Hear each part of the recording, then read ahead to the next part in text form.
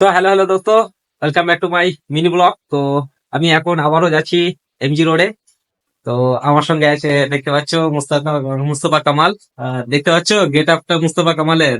काम हो रही है, ठंड लग रही है बे। ঠান্ডা লাগে রে হ্যাঁ হ্যাঁ, ব্লেজার প্লেজার লাগিয়ে একদম, বুঝতে পারছো ছেলের ধন্দা পানি। তো চলো তোমাদেরকে আমি এখন দেখাই। এখন মানে একটু হালকা হালকা একটু আগে বৃষ্টি হচ্ছিল।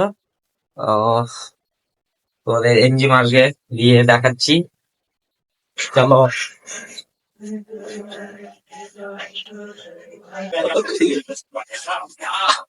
আর দেখতে পাচ্ছ যে রোড গুলো এখনো কিন্তু ভিজে আছে, কারণ একটু আগে বৃষ্টি হচ্ছিল, এখন জাস্ট বৃষ্টিটা ছেড়েছে।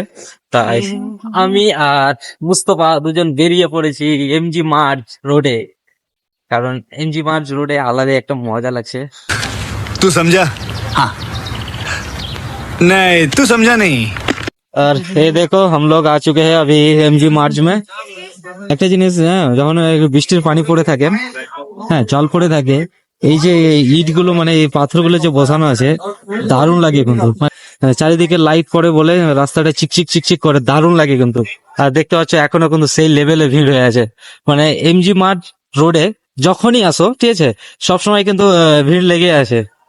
এ তো সবসময় শুধু ফোন নিয়ে ব্যস্ত, ঠিক আছে, যখনই দেখো ফোন টিপ টাপ, ফোন নিয়ে ব্যস্ত।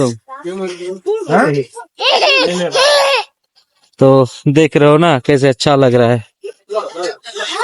दारुण दारुण।